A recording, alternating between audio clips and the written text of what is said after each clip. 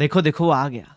अरे कौन आ गया? अरे वो आ गया, सच में आ गया सर। अरे आ गया भाई साहब, आ गया। जो एफआर में हमारे 30 मार्क्स के केस स्टडी बेस्ड एमसीक्यूज है, उसका प्यारा प्यारा मीठा मीठा वीडियो आ गया। So welcome everyone to this amazing session and I hope everyone of you is doing absolutely amazing. Sir 30 marks के केस स्टडी बेस्ड एमसीक्यूज आने वाले हैं, ठीक है? तो मैं आपको है ना एमसीक्यू के रिगार्डिंग सब कुछ गाइड करूंगा। सारे केस सिनेरियो बेस्ड एमसीक्यूज में एक ही वीडियो में सब कवर करूंगा एक साथ में, ठीक है? तो ये वीडियो को लास्ट तक देखना, पूरा अच्छे से कवर करवाऊंगा। जितने टाइम में आप करोगे उससे तो काफी कम टाइम में करवा दूंगा, ठीक है? उसके अलावा गाइडेंस भी दूंगा कि मुझे क्या लगता है जो फ्रेमिंग होगी केस स्टडी बेस्ड एमसीक्यूज की वो किस प्रकार होने वाली है, किस तरीके से आपको प्रिपेयर करना चाहिए एमसीक्यूज वगैरह वाले पार्ट के लिए, ठीक है? So I hope this video will be surely helpful for you. ये जो बुकलेट है एमसीक्यू की, ये मैंने ऑलरेडी मेरे टेलीग्राम पे शेयर कर दी है। मेरे टेलीग्राम का ग्रुप डिस्क्रिप्शन बॉक्स में, वहां जाके आप ज्वाइन कर लेना, वहां से आप डाउनलोड कर सकते हो इसको, ठीक है? उसके अलावा सब्सक्राइब के बिना अगर ये वीडियो देखा ना मुन्ना ना, इतनी मेहनत कर रहा हूं सिर्फ आपके लिए, तो एक सब्सक्राइब फ्री का और एक लाइक फ्री का तो बनता है बॉस, ठीक है? चलो आ जाओ। अब है ना सबसे पहले अपन आईसीआई की जो केस स्टडी बेस्ड एमसीक्यूज है उसकी बात कर लेते हैं, ठीक है? वैसे मैं बता दूं, ये जो बुकलेट है, ये बुकलेट में ना मैंने आईसीआई के जो इंडिविजुअल एमसीक्यूज है वो भी इंक्लूड किए और जो केस सिनेरियो बेस्ड एमसीक्यूज है वो भी इंक्लूड कर रखे हैं, ठीक है? इस वीडियो में मैं जो डिस्कशन करूंगा वो केस सिनेरियो बेस्ड एमसीक्यूज का करूंगा। वो जो स्मॉल स्मॉल इंडिविजुअल एमसीक्यूज है मैं उसको इस वीडियो में डिस्कस नहीं करने वाला, बिकॉज वो बहुत सिंपल है, मैनेजेबल है। हाँ, कुछ इंडेक्स में आपने पाया होगा कि एक आध शायद आपको दिक्कत आई होगी, तो मैं कोशिश करूंगा कि मैं एक सेपरेट वीडियो बना दूं फॉर इंडिविजुअल एमसीक्यूज, जहां डिफिकल्टी फेस कर रहे हो वो मैं एड्रेस कर दूंगा, but I am not sure about it. समय मिलेगा तो जरूर कराऊंगा, लेकिन अपने को पता है एग्जाम में इंडिविजुअल एमसीक्यू जनरली वो नहीं पूछेंगे, अपने को केस स्टडी बेस्ड पूछेंगे। मतलब एक बड़ी सी केस स्टडी होगी, उस पर 2 3 4 5 6 एमसीक्यू मैक्सिमम हो सकता है एक सिंगल केस स्टडी के ऊपर। ऐसा भी पॉसिबल है एक पैराग्राफ की केस स्टडी है, उसके ऊपर एक ही एमसीक्यू पूछा, थोड़ी बड़ी केस स्टडी उस पर 2 एमसीक्यू पूछा, तो वो एक एमसीक्यू से लेकर 6 एमसीक्यू तक पूछ सकते हैं। बट जब वो एक एमसीक्यू पूछेंगे ना, तो वो केस स्टडी के ऊपर होगा। एक छोटी सी केस स्टडी होगी 4-5 लाइन की, उसके ऊपर एमसीक्यू पूछ लेंगे वैसा। तो it can range, number of MCQs can range, और हर एक एमसीक्यू का 2 मार्क होगा मिनिमम, ठीक है? तो मतलब अगर 30 मार्क्स के एमसीक्यू है तो 15 एमसीक्यू आपको आने वाले उस केस में, ठीक है? तो इसलिए मैं केस सिनेरियो बेस्ड एमसीक्यूज इस वीडियो में डिस्कस करूंगा। I hope this is clear to everyone. Prepare वगैरह कैसे करना उसकी थोड़ी बहुत गाइडेंस आपको ऑलरेडी वीडियो देखने के बाद पूरी पूरी मिल जाएगी, और जो भी थोड़ा बहुत बच जाएगा वो मैं लास्ट में आपको गाइड जरूर कर दूंगा, ठीक है? उसके अलावा अगर आप देखो एज ऑफ नाउ कितने केस स्टडी बेस्ड एमसीक्यूज है, तो टोटल आईसीआई ने 10 एमसीक्यू रिलीज करे थे अपने पोर्टल पे, केस सिनेरियो बेस्ड वाली की बात कर रहा हूं, ठीक है? 10 इन्होंने रिलीज करे, उसके अलावा 2 आरटीपी के अंदर इन्होंने रिलीज करे, और उसके अलावा 3 अभी तक फिलहाल मॉक टेस्ट में रिलीज हुए हैं। जितना अब तक मॉक टेस्ट आई, ये वीडियो जब आप देख रहे हो तब तक शायद एक ही एमटीपी आई, एमटीपी 1, तो उन्होंने 3 यहां रिलीज करे हैं। मतलब टोटल कितने हो गए? 15, ठीक है? अब ये जो एमटीपी वाले 3 केस सिनेरियोज है ना, वो ऑलरेडी 10 में कवर्ड है। मतलब एमटीपी में कोई नया केस सिनेरियो नहीं पूछा, ये जो 3 केस स्टडी बेस्ड पूछे वो इसमें 10 में ही कवर्ड है, तो ये आपको अलग से करने का जरूरत नहीं है। उसके अलावा आरटीपी का 2 जो केस स्टडी है, वो जब मैं आरटीपी का वीडियो डाला है मैंने, उसके अंदर ऑलरेडी कवर कर लिया है, ठीक है? तो ये 2 वहां ऑलरेडी कवर हो गए, तो बचे कितने? 10। तो सर सारे के सारे पूरे पूरे 10 कराओगे? यस, पूरे पूरे 10 कराऊंगा। ऑफकोर्स इसमें भी जब आप देखोगे ना, तो कुछ कुछ तो इन्होंने क्या किया है, exactly cut copy paste question उठाया मॉड्यूल से, है ना, और वो यहां डाल दिया। बस मॉड्यूल में क्या होता था, बोलते थे सपोज प्रिपेयर बैलेंस शीट या प्रिपेयर कंसोलिडेटेड बैलेंस शीट, तो यहां उसके बदले 10 एमसीक्यू पूछ ले, 6 एमसीक्यू पूछ लिए, है ना? ऐसे जैसे इंडिया सेन में आप केस स्टडी देखोगे जो एग्जैक्टली सेम क्वेश्चन मॉड्यूल में है, ठीक है? सेम नंबर्स के साथ सेम है। वहां से बोला था prepare the cash flow statement, यहां उसके ऊपर कैश फ्लो स्टेटमेंट बनाने के बदले बोले 6 एमसीक्यू दे दिए, बोले आंसर करो। तो अभी एकदम जो नंबर के साथ सेम है ना, उसमें अपन टाइम सेव कर लेंगे, क्योंकि आपको पता है जब आप क्वेश्चन प्रैक्टिस करोगे क्वेश्चन बैंक से, तो वो केस स्टडी भी आपको ऑलरेडी कवर हो जाएगी, ठीक है? चलो, तो अपन देखते हैं ये सारे के सारे 10 एमसीक्यूज अपन ओवरव्यू करेंगे, और इसमें जो रिपीटेटिव है जो मॉक टेस्ट में है वो भी आपको बताऊंगा मैं, टेंशन मत लेना, ठीक है? बाकी जो आरटीपी वाले वो आरटीपी की वीडियो आप कवर कर लेना। आई होप मैंने एक डिसेंट बैकग्राउंड दे दिया आपको, ठीक है? चलो शुरू करें क्या? एक के है भाई साहब, शुरू करें क्या सर? एक के भाई साहब, पता नहीं, छोड़ो, इधर आओ। तो सबसे पहले हम शुरू करेंगे case scenario number 1। This is based on index 7, तो आपकी बुकलेट में आप इंडेक्स 7 में आ जाना, ठीक है? इंडेक्स 7 के अंदर आप देखोगे केस सिनेरियो नंबर 1। अब ये जो है केस सिनेरियो नंबर 1, ये ऑलरेडी एक सेम टू सेम नंबर के साथ सेम क्वेश्चन है। अगर आप मेरी किताब की बात करोगे तो इलस्ट्रेशन नंबर 11 का, एफआर क्वेश्चन बैंक का इलस्ट्रेशन नंबर 11 का सेम टू सेम क्वेश्चन है, जो अपन क्लास में सॉल्व भी करते हैं, ठीक है? तो अगर आप अभी इसमें टाइम वेस्ट नहीं करेंगे अपन, ठीक है? तो ये इलस्ट्रेशन नंबर 11 मैंने क्लास में एल्डर बताया भी था आपको। तो इन्होंने इसमें क्या किया था, जब क्वेश्चन पूछा था मॉड्यूल के अंदर, तो उन्होंने तो पूछा था प्रिपेयर कैश फ्लो स्टेटमेंट पूरा पूरा। अब यहां क्या किया, उसके बदले में एमसीक्यूज पूछे। अब इन्होंने कितने एमसीक्यू पूछे? 10। बट इन्होंने वैसे बोला था कि एक केस स्टडी पे 6 MCQ exam point of view से आएंगे नॉर्मली, बट इन्होंने आज 10 पूछे, ठीक है, कोई दिक्कत वाली बात नहीं है। तो जब आप वो क्वेश्चन प्रैक्टिस करोगे तो ये आपको ऑलरेडी वहां कवर हो जाएगा, ठीक है। तो पहले उस क्वेश्चन को प्रैक्टिस करना, फिर एमसीक्यूज देखोगे तो एकदम आराम से बन जाएंगे। मैंने ओवरव्यू किया, एक भी कुछ नया था नहीं उसके अंदर। Is this clear to everyone? ठीक है सर। तो ये अपना पहला वाला केस सिनेरियो बेस्ड था, टेंशन लेने की जरूरत नहीं है।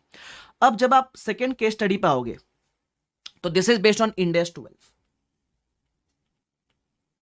इंड AS 12 में टोटल इन्होंने 3 केस स्टडी रिलीज किए, ठीक है, वो अपन तीनों सॉल्व करेंगे। अब जो ये भी तीनों केस सिनेरियो है ना, वो एक सिमिलर क्वेश्चन पे, बट क्योंकि नंबर एग्जैक्टली सेम नहीं है तो मैं सॉल्व कराऊंगा सारे के सारे, ठीक है। चलो आ जाते हैं सर, तो शुरू करेंगे। Let's start the discussion of case scenario in 3, 2, 1 and go. तो सबसे पहले इंड AS 7 की थी 1, वो तो सेम टू सेम थी, अपना बच गया टाइम। वाओ। इंड AS 12 की एक केस सिनेरियो, आ जाओ फटाफट से देख लेते।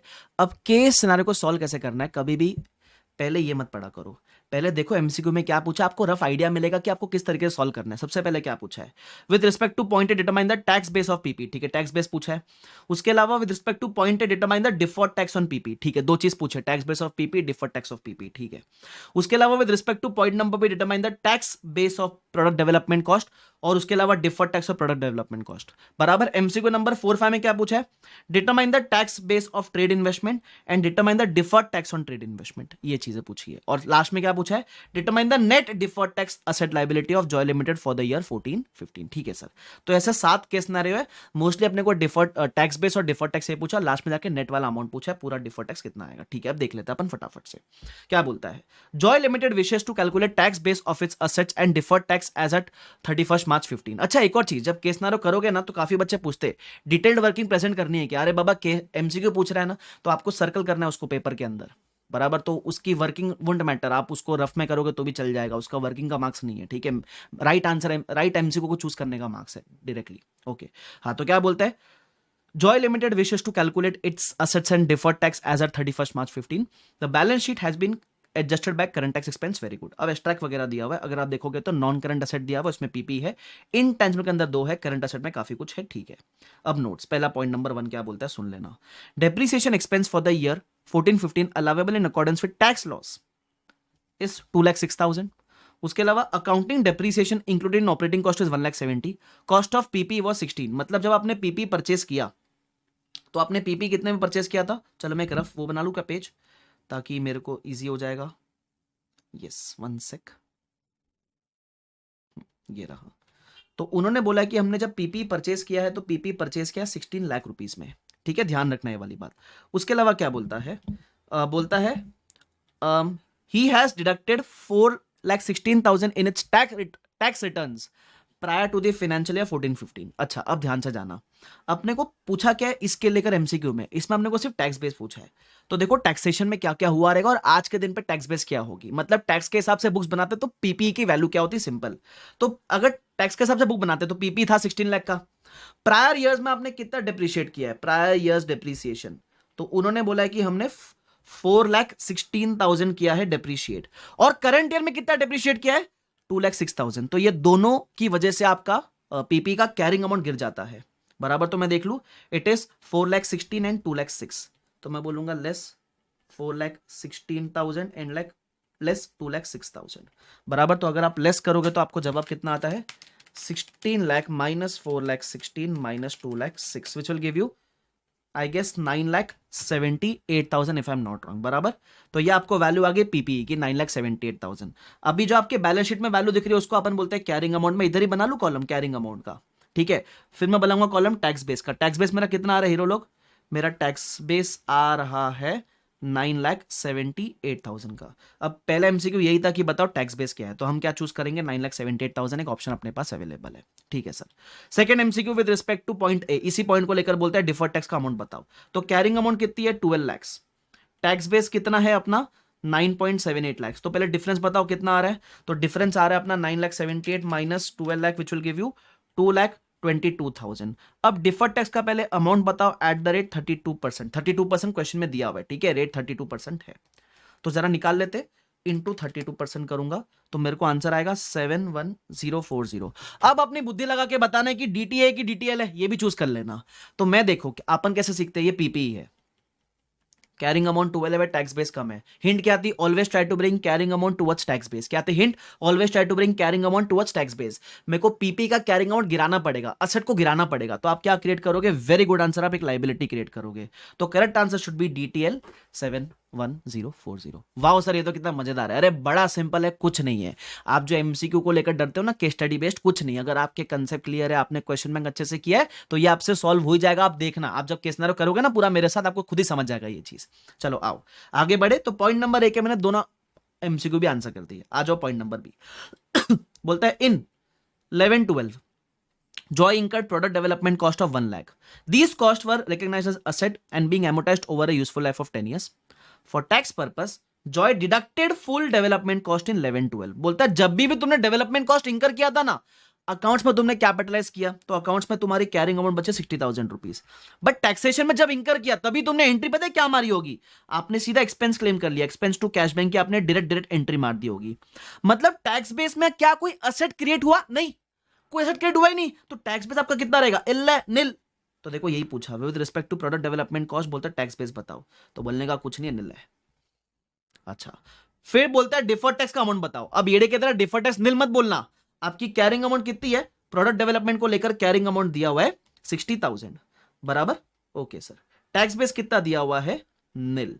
ओके, डिफरेंस कितना आएगा? डिफरेंस आएगा 60,000 रुपीज का। अब आपको डिफर्ड टैक्स बताना है। अब आप बोलोगे deferred tax at the rate again 32% करना, तो आप बोलोगे 60,000 इंटू 32% इज गिविंग मी 19,200। अब DTA की DTL, कैरिंग अमाउंट ज्यादा है, टैक्स बेस कम है, कैरिंग अमाउंट गिराना है, और ये भी एक इंटेंजिबल असेट है, तो असेट का कैरिंग अमाउंट गिराना है, तो again you will create a DTL liability. तो ये आपका DTL 19,200 C is the correct answer I feel, बराबर। ठीक है, आगे बढ़ जाते हैं। With respect to point number C, determine the tax base of trade investment, ये बोलता है। चलो तो अपना B वाला पार्ट होगा, C वाले पार्ट पे आते हैं। Trade investment were acquired in 13-14 with the cost of 2,30,000। This investments are classified at FVTPL, मतलब आप अकाउंट्स में तो फेयर वैल्यू वगैरह पे रखोगे, and thus recognised at fair value. Fair value adjustments are not tax deductible. इसका मतलब क्या है? इसका मतलब है कि जो फेयर वैल्यूएशन आप अकाउंट्स में करते हो, वो टैक्सेशन में आप नहीं करोगे। टैक्सेशन में जब आप इन्वेस्टमेंट को बेचोगे ना, तो जो रियल गेन लॉस रहेगा वो अपन देखेंगे। हम टैक्सेशन में कोई फेयर वैल्यू एडजस्टमेंट नहीं करते हैं, ठीक है। तो आपकी जो टैक्स बेस है वो कॉस्ट पे रह जाएगी। अब कैरिंग अमाउंट देखो क्या है, आपकी कैरिंग अमाउंट है ट्रेड इन्वेस्टमेंट की 2,08,000, और टैक्स बेस क्या रहेगी आपकी? टैक्स बेस आपकी होगी which will stay at the cost of investment. आप कोई फेयर वैल्यूएशन नहीं करते हो, तो इट विल स्टे एट 2,30,000। तो मेरे ख्याल से पहला MCQ यही है कि बताओ टैक्स बेस क्या इन्वेस्टमेंट का, तो बोलना 2,30,000। उसके बाद डिफर्ड टैक्स पूछा है, तो कैरिंग अमाउंट कितनी थी मेरे हीरो लोग? कैरिंग अमाउंट वॉज 2,08,000 बराबर। टैक्स बेस कितना है? 2,30,000, और ये ट्रेड इन्वेस्टमेंट की बात चल रही है, ठीक है। तो डिफरेंस कितना का आएगा? डिफरेंस आएगा 22,000 का। अब इस पे निकाल लेते हैं। पहले तो टैक्स बेस ही पूछा है, नहीं सॉरी डिफर्ड टैक्स पूछा है, तो 22,000 32% आएगा 7,040। अब इस केस में मेरे ख्याल से कैरिंग अमाउंट ज्यादा कम है, टैक्स बेस ज्यादा है, कैरिंग अमाउंट इंक्रीज करना है, और असेट का कैरिंग अमाउंट इंक्रीज करना है, तो आपको DTA असेट ही क्रिएट करना पड़ेगा। तो मेरे ख्याल से DTA विल बी 7,040। अब पूछता है determine the net deferred tax asset liability. मेरे हिसाब से ये तीनों के अलावा और कोई डिफर्ड टैक्स तो है नहीं, तो आप देख लो। पहले वाले में आपने DTL क्रिएट किया 7,1,040 का, सेकंड वाले में आपने DTL क्रिएट किया 19,200 का। एक काम करता हूं मैं, लेते हुए चलता हूं, तो DTL को नेगेटिव लेकर रखना, नेगेटिव 71,040, उसके अलावा नेगेटिव 19,200, और उसके अलावा एक DTA आया था 7,040 का, तो प्लस 7,040।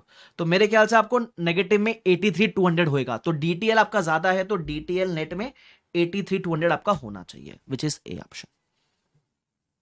वाह, तो देखो आपको ये रफ वर्क आप कर सकते हो। You are not required to present the correct answer. Of course कभी कभी अच्छा ऐसा भी होता कि 3 MCQ, भले ये 3 के ऊपर MCQ है, लेकिन ऐसे एडजस्टमेंट नंबर DE होता जिसपे कोई MCQ नहीं है, लेकिन लास्ट MCQ जब ऐसा पूछ लेना तो आपको सारे सॉल्व करने ही पड़ेंगे, ऐसा ध्यान रखना वो बात, ठीक है। बट यहाँ तो इन लोग अच्छे लोग हैं, आपको ज्यादा मेहनत नहीं करवाई इन्होंने। एनीवेज एक बार चेक कर लेंगे अपने सारे MCQ के आंसर। तो अपना आंसर क्या है? BADCADA बराबर। तो चेक कर लेते हैं, BADCADA मेरे ख्याल से करेक्ट आंसर है अपने, ठीक है। तो इधर वर्किंग में मैंने दे रखी है, बट यहां अपने को सारी वर्किंग समझ गई।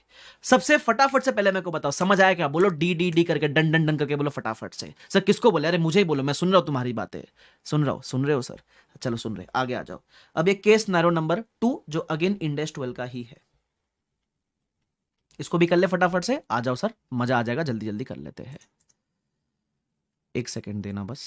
यस, चल क्या बोलता है इसमें भी। सबसे पहले हम क्या केस स्टडी पढ़ेंगे ना मुन्ना ना, पहले एमसीक्यू पढ़ो। क्या बोलता है, with respect to point determine tax base of government grant, फिर बोलता है deferred tax of government grant. ठीक है, determine tax base of liability for product warranty cost, determine deferred tax on liability for product warranty cost. ठीक है, point number 5, with respect to point number 6 determine the temporary difference. एक second, ऊपर अगर आप देखोगे sequence, पहले tax base पूछता था, फिर डिफर्ड टैक्स पूछता था, फिर टैक्स बेस पूछता था, फिर डिफर्ड टैक्स पूछता था। इस एमसीक्यू में आपको टैक्स बेस नहीं पूछा है, डिफरेंस का अमाउंट पूछा है। जब आप बोलते हो ना कैरिंग अमाउंट टैक्स बेस को कंपेयर करके जो डिफरेंस निकालते हो, उस डिफरेंस के अमाउंट को आपको यहां पूछा गया है। ध्यान रखना, मिस्टेक मत करना, काफी बच्चे वो सीक्वेंस में रहेंगे तो टैक्स बेस आंसर करके आ जाएंगे, गलत हो जाएगा भाई। ठीक है, देखते हैं अपन क्या रहेगा इसका आंसर। आगे बढ़ते हैं और बोलता है विद रिस्पेक्ट टू पॉइंट से determine the deferred tax of health care benefits. ठीक है, कर लेंगे सर, कुछ है नहीं ज्यादा खास। तो अगेन यहाँ आपको एक्सट्रैक्ट वगैरह दे रखा है, लाइबिलिटी साइड का एक्सट्रैक्ट दे रखा है, मोस्टली इक्विटी लाइबिलिटी वाले साइड का। तीन पॉइंट है, पढ़ लेते हैं। Government grants are not taxable, जो ग्रांट आपको मिलता है उस पर कभी टैक्स लगेगा ही नहीं, जिंदगी में कभी लगेगा नहीं। तो ऐसे केस में आपके टैक्स बेस में आप क्या एंट्री मारोगे, क्या नो एंट्री होगी। अब इसमें क्या बोला है, government grants received in 14-15 is appear in the balance sheet. अब बैलेंस शीट में ग्रांट कितना दिख रहा है आपका, आपका ग्रांट दिख रहा है 40,000 कैरिंग अमाउंट का, लेकिन टैक्स बेस अब क्या रहेगा इसका। अब इसके देखो दो आंसर हो सकते हैं नॉर्मली, क्योंकि टैक्सेबल है ही नहीं, तो टैक्स बेस में आप कोई टैक्सेशन में कोई एंट्री नहीं मारोगे, तो नॉर्मली आप बोलोगे टैक्स बेस निल है, बराबर। लेकिन नॉर्मली जब ये ऐसे डिफरेंस हम निकालते हैं, उस डिफरेंस को हम बोलते हैं other than temporary difference, because वो कभी रिवर्स नहीं होने वाला है। और उस केस में normally you can conclude also that carrying amount is equal to tax base. तो अब अगर आपको टैक्स बेस पूछे तो आप निल आंसर करोगे कि ये आंसर करोगे, तो देखना आईसीआई ने क्या आंसर किया है। आईसीआई ने ये वाला कंक्लूजन नहीं लिया है कि जब डिफरेंस अदर देन टेम्परेरी हो जाए तो हम ये कंक्लूड करते हैं, ये वाला इन्होंने नहीं लिया है। इन्होंने बोला है टैक्स में आपने कोई एंट्री नहीं मारी इसकी, तो टैक्स बेस हम निल मानते हैं। ध्यान रखना, देखो इधर बोला हुआ है, अगर आप ध्यान से देखोगे तो इधर ऑप्शन है निल वाला ऑप्शन, और इसका आंसर भी देखो आप, इनका फर्स्ट वाला ए है। इन्होंने टैक्स बेस को निल लिया हुआ है और फिर बोला है कि इस पे जो भी डिफरेंस है वो एक्सक्लूडेड है, मतलब उस पर क्रिएट होएगा नहीं, because difference other than temporary difference है। ध्यान रखना है वाली बात का। I hope this is clear to everyone. ठीक है, तो वो कंफ्यूज मत होना उसके अंदर कि हम कौन सा वाला आंसर है। मैं वापस रिपीट कर दूं अगर आपको नहीं समझ में आया तो, टैक्स बेस में आप कोई एंट्री नहीं मारोगे तो टैक्स बेस निल ले, या फिर हम टैक्स बेस को कैरिंग अमाउंट माने, क्योंकि कभी कभी क्या होता है जब आप बोलते हैं ना डिफरेंसेस अदर देन टेम्पररी, तो हम ये कंक्लूजन लेते हैं that carrying amount is equal to tax base, ऐसा कंक्लूड कर देना।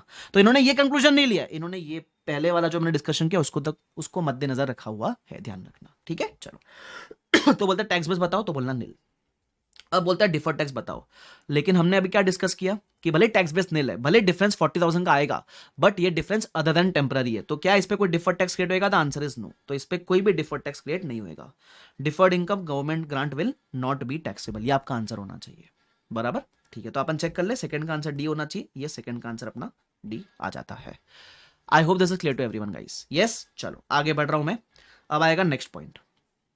तुमको एमसीक्यू को, ये केस स्टडी को आंसर करने का अप्रोच समझा ना, पहले इसलिए एमसीक्यू पढ़ा करो ताकि अपने को अप्रोच मिल जाता है आगे।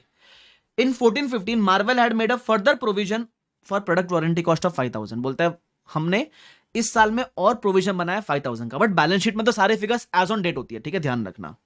सच provisions for product warranty are not tax deductible until the claims are paid. एक सेकंड, जस्ट बिकॉज ये वर्ड है आर नॉट टैक्स डिडक्टेबल, इसका ये मतलब नहीं है कि डिफरेंस अदर देन टेम्परेरी हो गया, आज नहीं डिडक्शन मिलेगा, फ्यूचर में जब क्लेम भरोगे तब आप डिडक्शन ले सकते हो।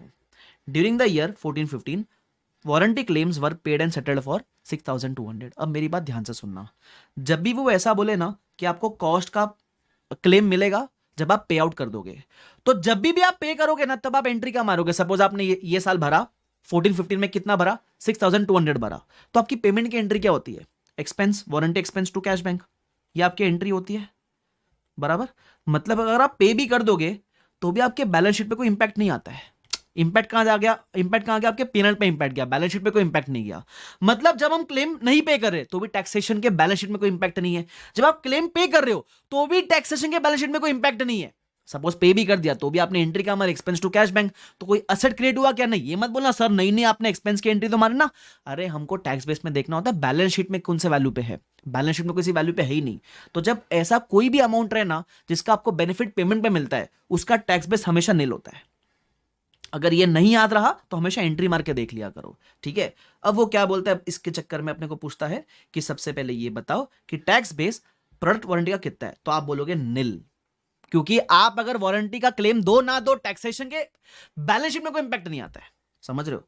अब वो पूछता है डिफर्ड टैक्स कितना होगा, तो ये डे की तरह अदर देन टेम्पररी डिफरेंस मत बोलना बाबा, इसमें आपको बेनिफिट मिलता है ना टैक्सेशन में कभी ना कभी, तो डिफरेंस रिवर्स होएगा।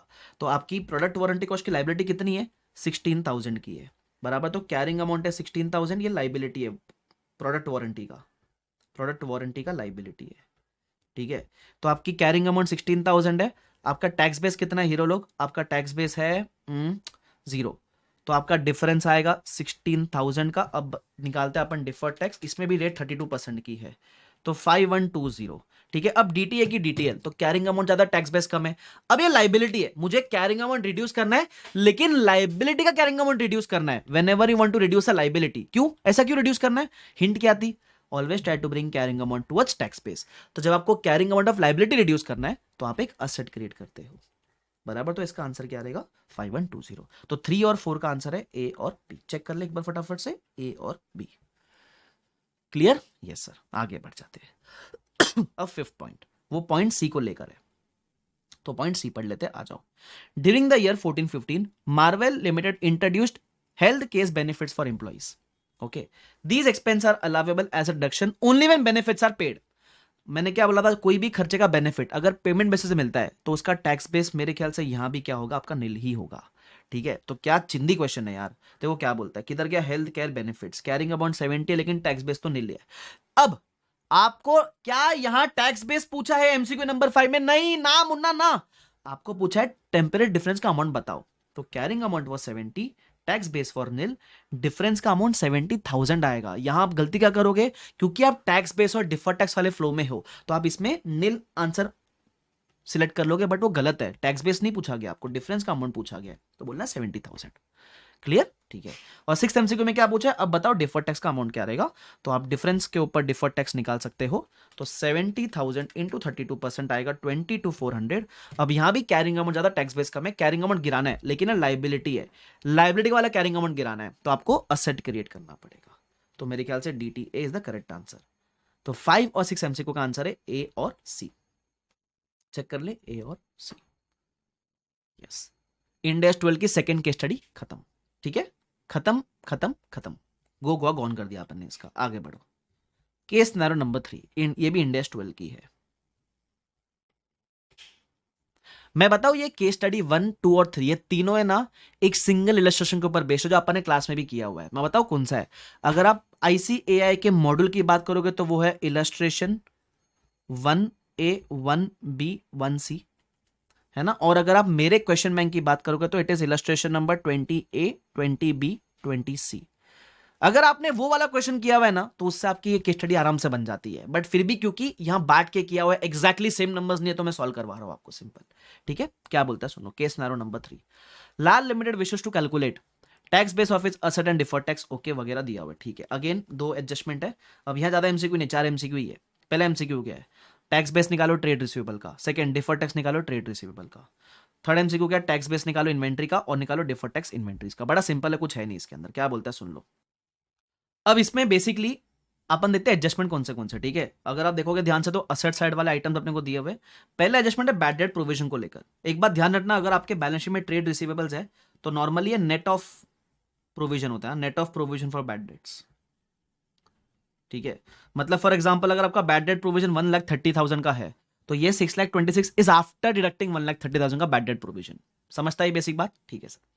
अब ये 1,30,000 प्रोविजन आपका अकाउंट्स में कैसे बना है, तो बोलता है अकाउंट्स में हमारा डेटर ए के ऊपर हमने 80,000 का प्रोविजन बनाया और डेटर बी के ऊपर हमने 50,000 का प्रोविजन बनाया है। ये दो मिला के आपका प्रोविजन बनता है 1,30,000 का, जो कि माइनस करने के बाद आपके रिसीवेबल्स बचते हैं 6,26,000।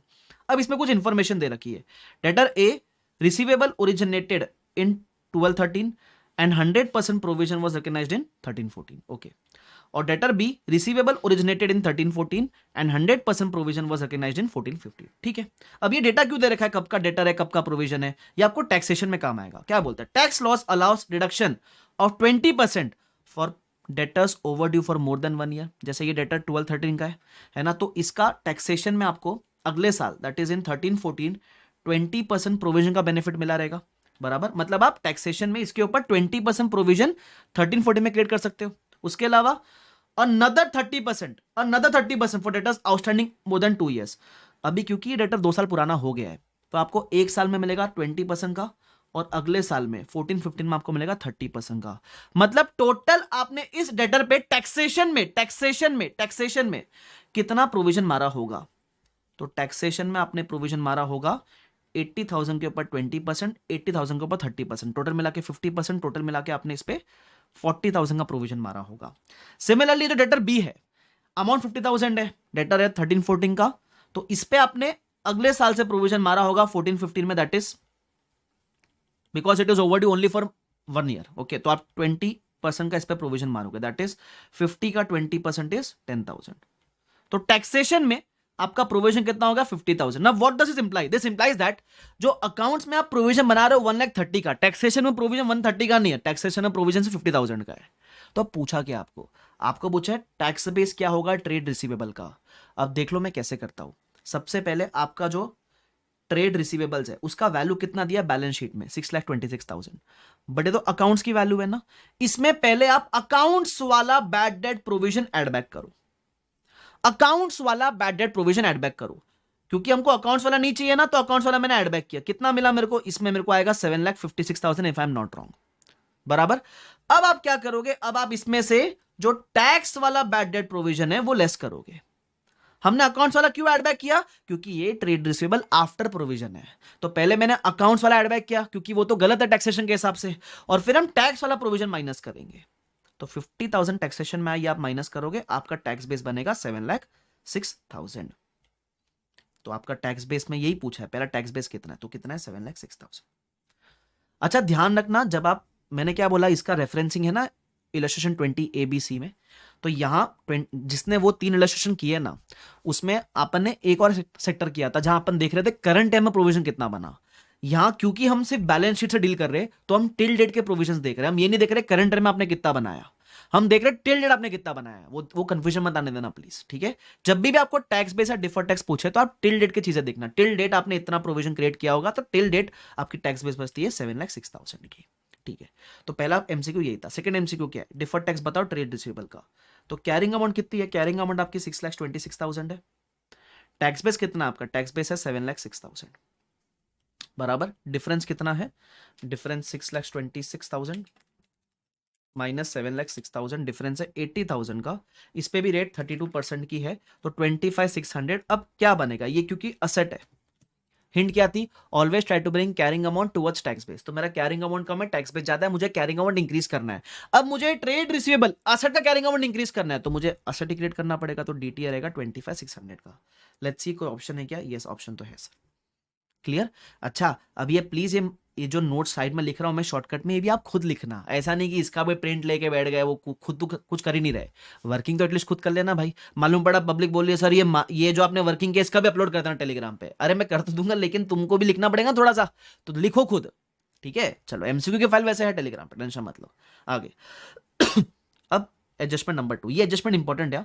बैड डेट्स वाले प्रोविजन में नॉर्मली सब फंसते हैं, ठीक है, तो ये अच्छा एडजस्टमेंट है। आगे Lal limited accounts for inventory obsolescence provision, new provision created in 14-15 was 10,800, total provision is 18,000। मैंने क्या बोला? जब भी आपको टैक्स बेस या डिफर्ड टैक्स पूछे ना, है ना, तो आप टिल डेट का बताना हमेशा। अब अगर आपको ये स्पेसिफिकली बोला है कि मुझे ये बताओ डिफर्ड टैक्स पीएनएल में कितना जाएगा फॉर करंट ईयर, तो अलग से बताना जब भी। लेकिन आपको ओवरऑल टैक्स बेस पूछे, ओवरऑल डिफर्ड टैक्स पूछे, तो आप हमेशा टोटल देखना, करंट ईयर में कितना क्रिएट किया हमको उससे फर्क ही नहीं पड़ता है, ठीक है। आगे, this provision is not deductible as it is a general provision. Not deductible का ये मतलब नहीं है कि अदर एंड टेम्परेरी डिफरेंस है। इट मींस दैट प्रोविजन का आपको आज बेनिफिट नहीं मिलेगा, जब आप ये रियल में खर्चा इंकर करोगे तब आपको बेनिफिट मिलेगा। तो अकाउंट्स में जो आपने प्रोविजन क्रिएट किया है दैट इज 18,000। इसका मतलब जो आपकी इन्वेंट्री की वैल्यू है 180,400, दिस इज आफ्टर प्रोविजन, बराबर। तो अगर आपको टैक्स बेस पूछा जाए तो आप 180,400 में वो प्रोविजन का अमाउंट आपको एड बैक करना पड़ेगा। तो 18,000 की टोटल प्रोविजन थी, अगर आप एड बैक करोगे आपको आएगा 198,400 if I am not wrong. अच्छा, मैंने गलत अमाउंट लिया क्या? एक सेकंड, ओ हो इन्वेंट्री के अमाउंट मेरे हीरो लोग सर आप भांग पी के बैठोगे, इन्वेंट्री का अमाउंट 3,04,000 है। ओके सॉरी, तो इन्वेंट्री का अमाउंट इज 3,04,000। तो 3,04,000 में जब आप 18,000 एड बैक करोगे तो आपको मिलेगा 3,22,000। मैं भी बोलूँ चलो, ऑप्शन ही नहीं है उसके अंदर तो, हाँ ठीक है चलो। हाँ, तो ये इन्वेंट्री इधर है, ऐसे लाइन मार के देख लिया करो भाई, मेरे ऐसे गलती मत कर देना एग्जाम में, मजा आ जाएगा वरना तुमको फिर। ठीक है, तो 3,22,000 इज द आंसर। यस, अब पूछा डिफर्ड टैक्स बताओ, तो सिंपल है ना, कैरिंग अमाउंट इज 3,04,000 बराबर, टैक्स बेस इज 3,22,000, डिफरेंस आएगा 18,000 का। अब इस पे डिफर्ड टैक्स कितना बनेगा, तो 18,000 इंटू 32% आएगा 5,760। अब डीटीए की डिटेल वैसे आप बुद्धि लगाओगे तो 5,760 एक ही ऑप्शन है, बट फिर भी देख लो, ये इन्वेंट्री है, इन्वेंट्री एक असेट की तरह होता है, तो कैरिंग अमाउंट कम है, टैक्स बेस ज्यादा, आपको इन्वेंट्री को इंक्रीज करना पड़ेगा, carrying amount towards tax base. तो कैरिंग अमाउंट को टैक्स बेस के बाद लेके जाने के लिए have to increase the carrying amount, so it will be an asset only. Clear? Yes, मजा आ गया सर। तो एक बार चेक कर ले कि अपने सारे आंसर, अपना आंसर था डी सी बी ए, डी सी बी ए, डी सी बी और ए। मजा आ गया सर, मजा आ गया। ठीक है, तो अगर मैं आपको बताऊं, टोटल केस स्टडी इंडेक्स 12 पे थी 3, अपन ने तीनों सॉल्व कर लिए। ठीक है, चलो, तो इस तरीके से अपने टोटल 4 केस स्टडी हो गई। एक इंडेक्स 7 वाली थी कैश फ्लो, वो तो कॉमन थी, वो अपन ने की नहीं, और इंडेक्स 12 की 3 थी, तो वो तीनों अपन ने कर ली। ठीक है, अब और क्या बाकी, एक सेकंड मेरे को जरा देखने दो, ये इंडेक्स 12 वाली हो गई। अब ये है, हाँ, एक केस सिनेरियो है इंडेक्स 115 को लेकर, या आप अगर इंडेक्स 115 चैप्टर खोलोगे तो वहां आपको एक केस स्टडी मिल जाएगी। ठीक है, चलो। अच्छा, अगर आप ध्यान से नोटिस करोगे ना, तो इन लोग केस स्टडी किससे बना रहे हैं, जो तुम्हारे क्वेश्चन बैंक में ऑलरेडी क्वेश्चन है उसी को तोड़ मरोड़ के मोल्ड करके क्वेश्चन बना रहे हैं इन लोग आपके लिए। तुम समझ रहे हो मेरी बात? तो आपको यह ध्यान रखना है कि केस स्टडी आप ये मत एक्सपेक्ट करना कि एग्जैक्टली सेम टू सेम पूछ लेंगे, बराबर। तो कहां से पूछेंगे, जो आपके क्वेश्चन बैंक है वहां से तोड़ मरोड़ के कंसेप्ट उठाएंगे, बट अगर वो ढंग से की हुई है, कंसेप्ट में ढंग से की हुई है, तो आराम से बन जाएगा, कोई टेंशन लेने का जरूरत नहीं है। ठीक है, चलो आगे बढ़ जाओ। बट फिर भी जितनी आईसीआई ने दी उतनी हमेशा प्रैक्टिस करके जानी चाहिए। कभी कभी किस्मत अच्छी हुई, एक भी रिपीट हो गया तो आपके लिए मजा आ जाएगा। ठीक है, बट रिपीट होने की एक्सपेक्टेशन मैं तो रखता नहीं, बट मैं मानता कि अगर मेरे से ये सॉल्व हो रही है तो वो जो आएगी वो भी मेरे से सॉल्व हो जाएगी। ठीक है, चलो आ जाओ। अब इसमें सबसे पहले एक छोटा सा पैराग्राफ है, इस पे कितने एमसीक्यूज है भाई साहब? 6 एमसीक्यू है। वाह, मैं तो बोलता हूँ यही पूछो, 100 मार्क का पूछो। हाँ वाह सर, चलो ठीक है, क्या क्या पूछा देखो। पहले बोलता है the consideration receive from the customer is डैक डैक डैक डैक डैक, कुछ तो 4 चीज पूछिए। Upon transfer of control 10,000 moles recognise revenue कितना करोगे, रेवेन्यू का फिर अमाउंट पूछा है, उसके अलावा रिफंड लाइबिलिटी का अमाउंट पूछा है, रिटर्न असेट का अमाउंट पूछा है, और एंट्री वगैरह पूछे। ठीक है, अब देखते क्या है। तो ये 115 में एक कंसेप्ट है, sale with a right to return, with a right to return. ठीक है, ये उस कंसेप्ट के ऊपर बेस्ड है। ओके, चलो क्या बोलता है देखते हैं। A Limited is engaged in the business of manufacturing of number of products, including molds, dyes, and machinery. They have a wide customer base, India and abroad. Typically, a contract is entered into for sale for each product. Consideration is received on the event of delivery. The cost is 400, selling price is 450. ये ध्यान रखना, मेरी selling price कितनी है? मेरी selling price है 450. आगे बढ़ जाते हैं sir. The terms of the contract entitle the customer to return any unsold molds within 30 days. Okay, with a full refund. तो अगर आपको 30 दिन में पसंद नहीं आई तो माल वापस। The company estimates the cost of recovering the mold will be immaterial. Okay, and they can be resold at profit. The company has sold a total of 10,000 molds during the month ended 31st March 14. From the past experience, they expect 3% molds will be returned during the current year. अब इसका मतलब क्या है? Suppose आपने 10,000 molds बेची, तो इसमें से 3% करोगे तो कितना आएगा? 300। तो हम जो रेवेन्यू है वो सिर्फ इतने पे ही बुक करेंगे। ये जो 300 है, इसका रेवेन्यू अगर हमको बुक करना भी है तो 30 डेज के बाद बुक करेंगे। बट कस्टमर हमको जो पैसा देगा वो पूरे 10,000 पे देगा, तो हम पूरा पैसा रिसीव तो करेंगे, इतने पे रेवेन्यू बुक करेंगे, और इसने इतने मोल्ड्स के ऊपर हम रिफंड लाइबिलिटी बुक करेंगे, बराबर। तो अगर मुझे एक एंट्री मार के समझाना हुआ आपको, तो आप ऐसा कुछ एंट्री मारोगे, कैश बैंक अकाउंट डेबिट या ट्रेड रिसीवेबल अकाउंट डेबिट। ठीक है, मतलब अगर पैसा आ गया तो कैश बैंक, नहीं आया तो ट्रेड रिसीवेबल जो भी है। ठीक है, कितना आप बोलोगे? पैसा तो पूरा पूरा आना चाहिए ना, तो 450 इंटू 10,000 जो भी है, तो कितना आएगा मेरे ख्याल से? इट विल बी, वाह सर, इसके लिए कैलसी यूज कर रहे हो आप, तो मेरे क्या, बट मुझे वो देखना है ना कितने जीरो। सर मेरा क्या जीरो, मैंने कभी इतने जीरो देखी नहीं जिंदगी में ना, तो मेरे ख्याल से it will B 45 lakhs 2, if I am not wrong, 45 lakhs ही है। यस, 2 आप बोलोगे रेवेन्यू। अब रेवेन्यू कितने बुक करेंगे? 9700 इंटू 450, तुम समझे? तो 90 into 9700 into 450 which will give you 43.65 lakhs, और रिमेनिंग आप बुक करोगे रिफंड लाइबिलिटी, वो आपका रहेगा 300 इंटू 450 के हिसाब से, विच विल बी 1.35 lakhs, बराबर। अच्छा, आप फर्स्ट डे पे एक और एंट्री मारते हो, आपको पता है क्या? क्योंकि ये रिटर्नेबल होता है, तो जब कस्टमर रिटर्न करेगा आपको, तो आपको पैसा रिटर्न देना पड़ेगा, बराबर। लेकिन जब आप पैसा रिटर्न दोगे, you also have a right to recover the asset sold ना। जो आपने माल बेचा है मोल्ड्स, वो मोल्ड भी कस्टमर आपको रिटर्न करेगा, तब आप पैसा दोगे ना। तो आप मोल्ड्स का एक राइट टू रिसीव रिकॉर्ड करते हो, right to receive to COGS करके, ठीक है। अब ऑफकोर्स मैं अज्यूम करता हूँ कि आपने चैप्टर पढ़ रखा है, ओके। तो कितना होएगा, जितना भी रिटर्न आने वाला है 300, बट इसको राइट टू रिसीव को आप कॉस्ट पे रिकॉर्ड करते हो। कॉस्ट दिया हुआ है 400, तो 400 पे रिकॉर्ड करना, तो कितना आएगा 1.2 लाख, 1.2 लाख, ठीक है, ध्यान रखना। अब देखते क्या पूछा। सबसे पहला, a very good MCQ I feel, the consideration receive from the customer is variable, fixed, both, और देयर इज नो कंसिडरेशन। अब मेरी बात ध्यान से सुनना, जब भी राइट टू रिटर्न वाला केस होगा ना, तो मैं बोलूं पैसा रिटर्नेबल होता है। अभी तो आपने तो एक्सपेक्टेशन लगा कि 3% ही वो रिटर्न आएगा, बट ऐसा भी पॉसिबल है कस्टमर आपको सबका सब रिटर्न कर दे। तो जब भी रिटर्नेबल होता है ना पैसा, on at customer description within 30 days, तो आप कंसिडरेशन हमेशा वेरिएबल कहना। In short, whenever there is a case of sale with right to return, है ना, तो कंसिडरेशन इज ऑलवेज वेरिएबल। आप देखोगे तो इनका एक्सप्लेनेशन वैसा ही है। Since the contract allows the customer to return the products, the consideration received from the customer is variable. ये ध्यान रखना। तो this is a good MCQ, you can mark this as a classic MCQ। Okay, let's proceed further. Upon transfer of control of 10,000 molds, entity will recognize revenue for how many molds? मैंने क्या बोला था, revenue आप सिर्फ 9700 moulds पर record करोगे, तो 9700 moulds. The entity recognises revenue of, अभी रेवेन्यू का अमाउंट चाहिए। रेवेन्यू का अमाउंट मतलब ये देखो आपने निकाला हुआ है 43.65, तो दिस विल बी 43.65। उसके बाद रिफंड लाइबिलिटी कितना रहेगा, तो रिफंड लाइबिलिटी रहेगा 1.35, तो अब बोल देना 1.35। Entity recognises the return asset of, मैंने क्या एंट्री मार के सिखाया ना आपको, राइट टू रिसीव आप बुक करोगे 1,20,000 का कॉस्ट पे, तो आप 1,20,000 बोलोगे। फिर एंट्री पूछिए। अब एंट्री वाली सही वाली क्या रहेगी आपकी, तो इसमें कौन सी एंट्री है, सबसे पहली है ट्रेड रिसीवेबल टू रेवेन्यू, फिर है रिटर्न असेट टू रेवेन्यू, ये भी गलत है, ये भी गलत है। Trade receivable to return asset, ये भी गलत है। Trade receivable that is customer to revenue to refund liability, ये आपकी एंट्री सही है ना। मैंने बोला था ना, या तो कैश बैंक या फिर ट्रेड रिसीवेबल, जो भी हो, ये आपकी एंट्री सही है। ऑफकोर्स इसमें एक और एंट्री आनी चाहिए ना, ये वाली, इन्होंने वो सेकंड एंट्री नहीं मारी, बट ठीक है, जितना दिया है उसमें क्लोजेस्ट ऑप्शन ये वाला है आपका, तो ये करेक्ट आंसर है। क्लियर? तो इसमें डी, तो चेक कर ले एक बार। पहले का तो ए था, ACBCDD, ACBCDD मेरे ख्याल से करेक्ट। मजा आ गया सर, है ना। चलो आगे बढ़े, आगे बढ़ो सर। तो ये 115 में एक केस स्टडी थी, वो अपन ने सॉल्व कर ली, बड़ी सिंपल सी केस स्टडी थी, ठीक है। सेम कंसेप्ट ऑलरेडी एग्जिस्ट करता है, तो अगर आप देखोगे तो भले ही इन्होंने नंबर्स वगैरह चेंज किए, कंसेप्ट है ना बाहर से आ गया, कंसेप्ट तो किताब का था वही है ना यार। Yes sir. चलो, आप सबका टारगेट होना चाहिए 30 में से मिनिमम आप, मैं ये नहीं बोलूंगा देखो प्रेशर बिल्ड करने के लिए 30 में से 30 स्कोर करो, बट चलो 30 में से आपको एटलीस्ट 24 के ऊपर स्कोर करना है। देखो 2-3 MCQ हो सकते हैं ना आउट ऑफ द बॉक्स, वो 2-3 के लिए आप कभी प्रिपेयर भी नहीं कर सकते, बट एटलीस्ट जो मैनेजेबल है, जो अपने कंट्रोल में, उसमें आप हमेशा स्कोर करने का ट्राई करना, मजा आ जाएगा तुम लोग को। वाह सर, सुन के कितना अच्छा लग रहा है। ठीक है, आगे बढ़ जाते हैं अपन। अब आएंगे अपन ये CFS वाले कैटेगरी में। CFS मतलब 110, 28 और 111, बराबर, ये उस कैटेगरी में अपन आ जाते हैं, ठीक है। उसमें अभी 2 केस सिनेरियो देख लेते हैं अपन, दोनों कौन से है।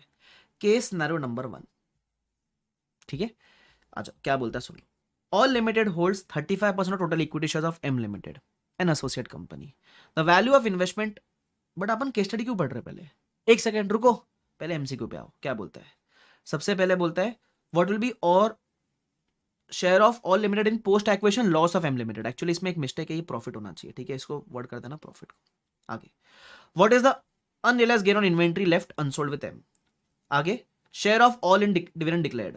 उसके अलावा what is the value of investment in M as per equity method and approximate gross margin वगैरह पूछा। 5 MCQ पूछा, ठीक है, सिंपल से बड़े से देख लेते हैं अपन। क्या बोलता है, all limited holds 35% of total equity share of M and associate company, the value of investment is 3 CR। तो मैं बोलता हूं इन्वेस्टमेंट की वैल्यू कितनी है, इन्वेस्टमेंट की वैल्यू है 3 CR। आगे फिर बोलता है all sold goods worth 3,50,000 M, मतलब पेरेंट ने बेचा अपने एसोसिएट को goods worth 3.5 lakhs। The cost of goods sold is 3 lakhs। Out of this 1 lakh of goods costing 1 lakh to M were in the closing stock of M। अब मेरी बात ध्यान से सुनना, ऑल ने बेचा M को, ठीक है। अब जब बेचा तो cost plus profit is equal to sales, ऐसा दिया होता है। तो कॉस्ट कितनी है 3 lakhs, तो प्रॉफिट कितना होगा 50,000, तभी तो जाकर सेलिंग प्राइस बनेगा 3.5 lakhs। अब वो क्या बोलता है, out of this goods costing 1 lakh to M जो एम के पॉइंट ऑफ व्यू से कॉस्ट है ना, वो आइडियली इस ट्रांजैक्शन की सेलिंग प्राइस है। क्यों? जैसे ऑल ने बेचा एम को, तो ऑल ने कितने में बेचा? 3.5 में बेचा, तो ये 3.5 एम की कॉस्ट होती है। तो जब वो कह रहा है ना कि 1 लाख की इन्वेंट्री बची है, इसका मतलब सेलिंग प्राइस के वहां लिखो 1 लाख, तो आपको मिलेगा। हमको क्या निकालना होता है बेसिकली, जब हम अनरियलाइज प्रॉफिट निकालते हैं तो जितनी इन्वेंट्री बची है ना, सिर्फ उसी पे निकालते हैं अनरियलाइज प्रॉफिट। तो हमारी ग्रुप के अंदर सिर्फ 1 लाख वर्थ की इन्वेंट्री बची है, तो उसी पे आपको प्रॉफिट मार्जिन निकालना पड़ेगा। मारो ना क्रॉस मल्टीप्लाई, कि जब 3.5 लाख की सेल पे आप 50,000 का मार्जिन कमाते हो, तो 1 लाख की सेल पे कितने का मार्जिन होगा? तो 1 लाख क्रॉस मल्टीप्लाई ना, cross multiply 1 lakh into 50 divide by 3 lakh 50, तो आपको आंसर आएगा 14,285 का। लेकिन आपको पता है इक्विटी मेथड में जब अपन एसोसिएट करते हैं, जो भी करोगे सिर्फ अपने शेयर से मल्टीप्लाई करना मत भूलना। जैसे यहां पूरा यूआरपी माइनस नहीं होगा, इसमें से स्टेक कितना है अपना 35%, तो इंटू 35% करना मत भूलना। That will be the value of your URP 5,000। करके देखो, आएगा तुमको। तुमको समझ आया ये वाला पार्ट सर? Yes sir. अब देख लेते, चलो आगे। तो ये अपना पार्ट हो गया। फिर M declare dividend of 75 lakhs, 75 में से जितना अपना प्रोपोर्शन है उतना इन्वेस्टमेंट का वैल्यू कम हो जाएगा। उसके अलावा in the statement of profit and loss of M showed a profit of 1.5 CR, तो इसमें अपना प्रॉफिट ना अपन 35% अपना हिस्सा रिकॉर्ड कर लेंगे। अब क्या बोलता है, what is the share of all limited in post acquisition profit of M, तो प्रॉफिट कितना कम है 1.5 लैक्स, इसका 35% आपका होगा। तो 1 लाख 1 करोड़ 50 इंटू 35% आप करोगे तो 52.5 lakhs, B is the answer.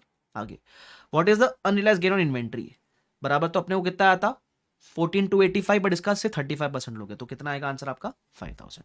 आगे, what is the share of all limited in the dividend declared of M, बराबर तो डिविडेंड कितने का डिक्लेयर किया था अपन ने 75 लैक्स का, तो 75 lakhs into into into Chintu 35%, तो कितना आएगा 26,2500। वाह।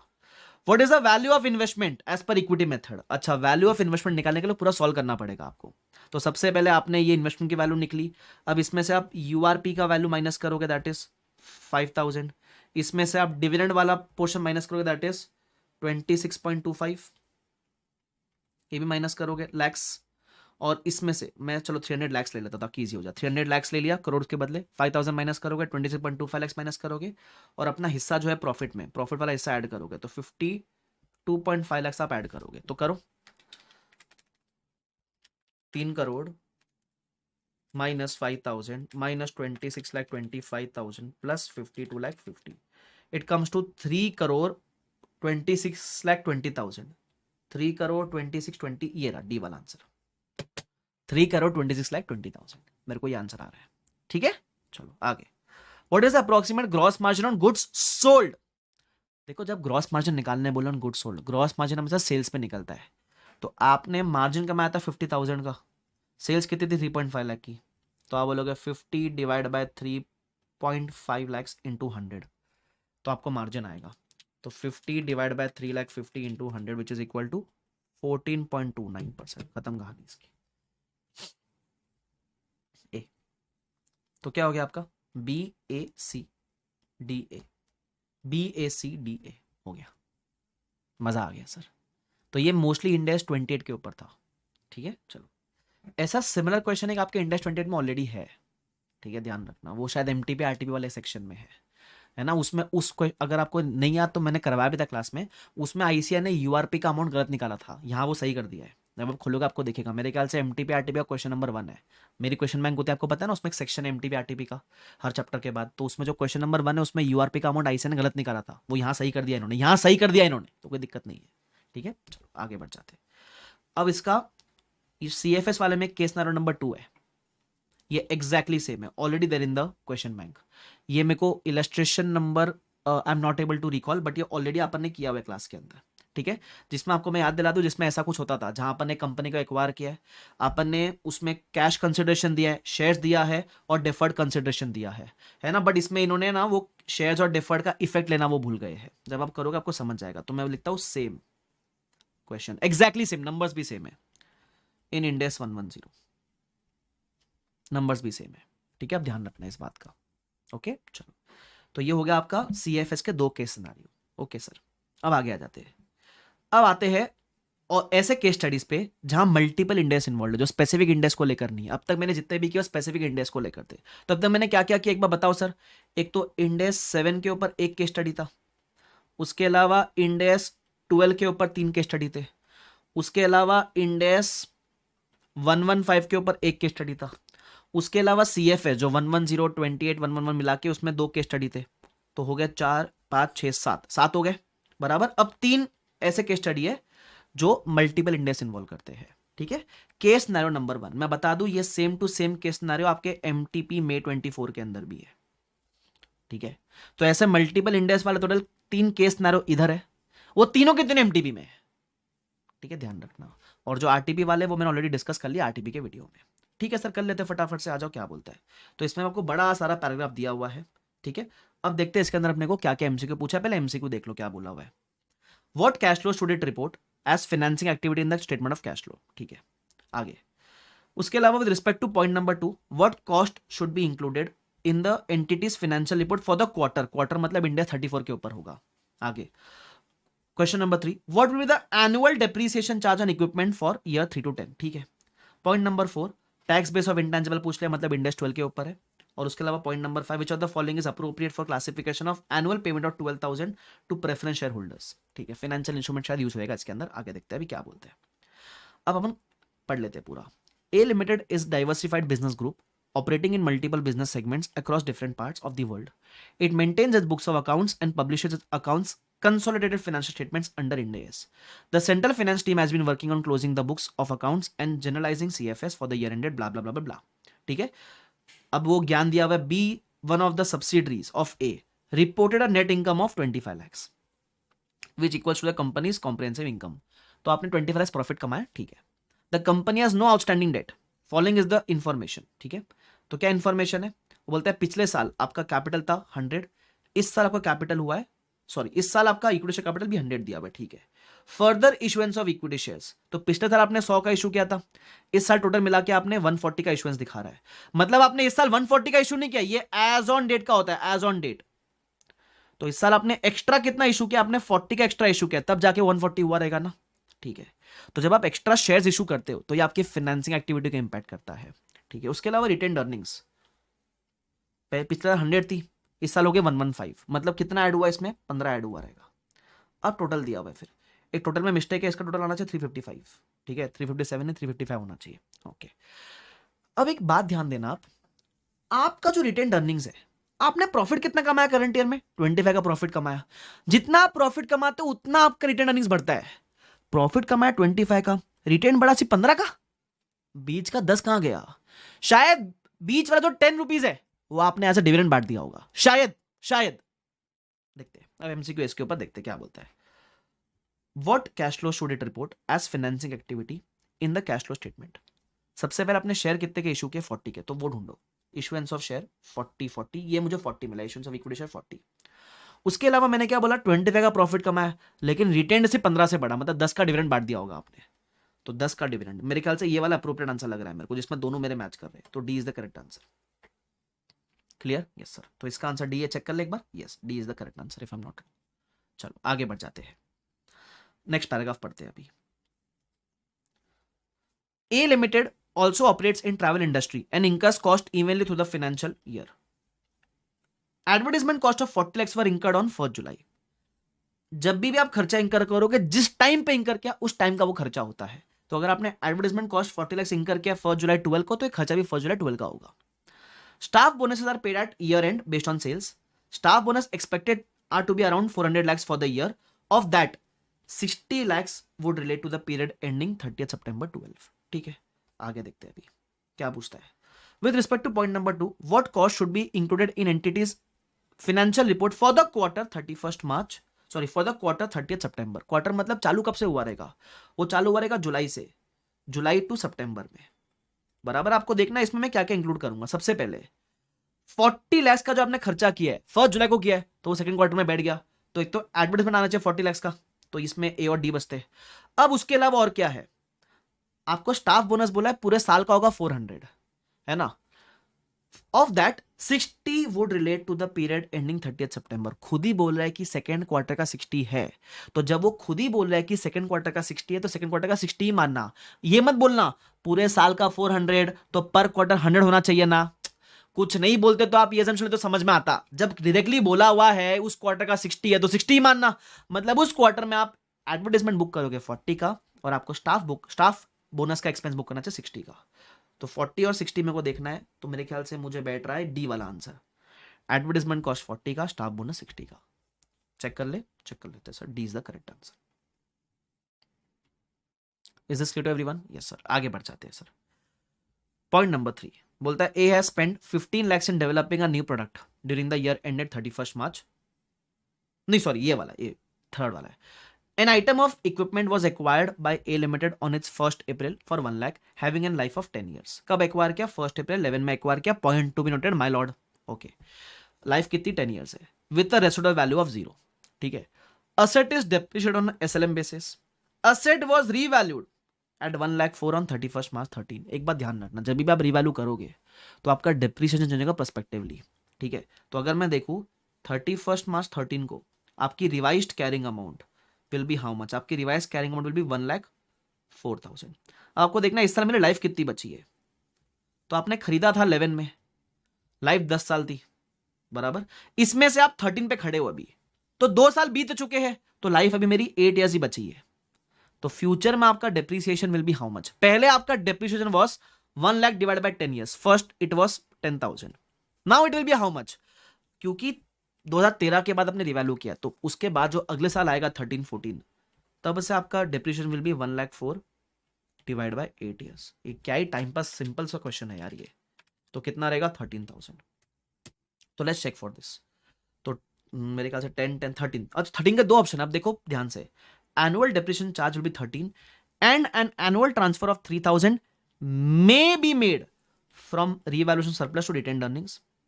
Annual debt 13,000, however annual transfer from reval surplus to retained earnings is not permitted। अब आपको अगर ध्यान रहेगा तो जब आप अपवर्ड रिवैल्यूएशन करते हो तो there is a concept of excess depreciation.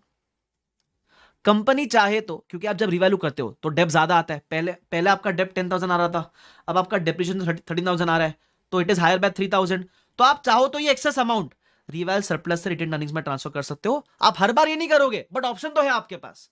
तो इसलिए वर्ड क्या यूज किया है? मे बी मेड फ्रॉम रिवाइल surplus to retained earnings.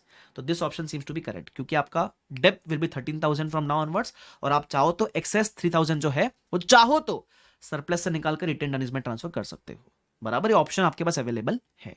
Not permitted ऐसा बोलोगे तो गलत हो जाएगा फिर। ठीक है। तो इसमें C is the correct answer. Clear? Check कर ले 3 का सी। ये सर 3 का सी आंसर होना चाहिए। आगे बढ़ जाते हैं। फिर क्या बोलता है? A spent 15 lakhs in developing new product during the 13। The development cost were recognised as an intangible as per Ind AS होना चाहिए, ये Ind AS 38। For the purpose of computing taxable income this expense are allowable in full in the year of incoming the expense. ये अपन ने same adjustment index 12 वाले case study में किया था यार, कि वो पूरा आपको बेनिफिट वगैरह मिल चुका है किसमें? टैक्सेशन के अंदर। टैक्स बेस में आपका क्या रहेगा फिर? टैक्स बेस नील ही रहेगा ना, क्योंकि आपने पूरा एक्सपेंस क्लेम कर लिया। अब पूछा क्या इसको लेकर? टैक्स बेस पूछिए, तो कितना रहेगा? नील रहेगा, सिंपल। अब इसमें ना ज्ञान भी दिया हुआ है कि इंपेयरमेंट लॉस वगैरह इतना था। अरे बाबा ये सब तब काम आएगा जब कैरिंग अमाउंट पूछता, टैक्स बेस पूछता, फिर डिफरेंस पूछता। वो पूछा ही नहीं है तुमको, तो काहे दिमाग लगा रहे हो? टैक्स बेस ही पूछा है सिर्फ। ठीक है, ध्यान रखना। चलो, क्या मैं आगे बढ़ू? आगे बढ़ो sir. The company has issued preference share that are redeemable at the option of the holder. ठीक है। 3 months before the end of the year it was probable that holders would require redemption. जब preference share आप issue करते हो, redeemable है ना, या convertible भी हो, जो भी हो, तो प्रेफरेंस शेयर के 2 हिस्से होते हैं। एक होता है डिविडेंड वाला हिस्सा और एक होता है आपका प्रिंसिपल का हिस्सा। अब ऑप्शन अगर होल्डर के पास है तो प्रिंसिपल भी FL होगा और डिविडेंड भी FL होगा। अब जब ये FL होता है ना, तो इसको नाम डिविडेंड नहीं बोलते, इसको इंटरेस्ट बोलते हैं। जब भी आप लायबिलिटी पे पेमेंट करते हो तो उसको डिविडेंड नहीं इंटरेस्ट बोलना चाहिए आपको। आप बोलोगे सर प्रेफरेंस पे इंटरेस्ट, अरे उसका नाम डिविडेंड है, हरकतें इंटरेस्ट वाली है ना उसकी, क्योंकि पक्का पक्का देना है उसको। तुम समझ रहे हो? डिस्क्रिशनरी होता तो डिविडेंड बोलना चाहिए, कंपलसरी है तो इंटरेस्ट नाम से बोलने का उसको। ठीक है, ध्यान रखना। आप देखते क्या बोलते हैं। तो इसमें अपना कितना रहेगा? अमाउंट वगैरह कुछ है क्या अपने पास? ठीक है, देखते क्या बोलते हैं। विच of the following is appropriate classification for annual payment of 12,000। अच्छा खुद ही बोला एनुअल पेमेंट 12,000 का है, तो भाई इंटरेस्ट बोलने का उसको। बाइफर्केशन क्या दिया पता नहीं, तुम समझे क्या? ठीक है, तो शायद बी ना, बी इज द, आपने क्या चूज किया? बी चूज किया, तो B is the correct answer है। हो गया, ये वाली case study over. I hope this was simple. ठीक है, चलो अब आएगा मिक्स वाले। देखा तुमने मिक्स कैसे है? तो मिक्स में पता है कैसा होता है? इट इज नॉट नेसेसरी कि adjustment point number 2 will be related to point number 1। They are independent points, बस सिर्फ केस स्टडी फॉर्म में लाने के लिए सबको एक ऐसे अलग अलग पॉइंट्स बना के एक सिंगल केस स्टडी में ले आते, बट दे आर इंडिपेंडेंट। तो इट इज पॉसिबल कि शायद आपको किसी केस स्टडी में ये 2 पॉइंट ना आते हो, बट फिर भी बाकी 3 आते हो, तो बाकी 3 के एमसीक्यू आप बना सकते हो, तो this is plus point for you, है ना। चलो आगे बढ़ जाते हैं। केस नारो नंबर 2, ये भी आपकी एमटीपी मे 24 में है, ठीक है, ध्यान रखना। बड़े आगे क्या बोलता है सुन लो। सबसे पहले बढ़ने के पहले देख लो एमसीक्यू में क्या है तुम्हारे। With respect to joint operation engaged in the business of mining products metals, how much liability should be disclosed. Okay, calculate the current liability of leased machine, lease को लेकर है। What is the amount of preference dividend to be reduce from profit loss for calculating basic EPS, ये basic होना चाहिए, basic EPS. What amount should be shown as an inflow in respect of earnings from associate in the statement of cash flow? Okay, cash flow statement में associate को लेकर क्या आएगा आगे? Amount of goodwill GBP arising upon acquisition of S Limited. ठीक है sir, देखते क्या बोलता है। सबसे पहले with respect to joint operation को लेकर है, देखते क्या बोलता है।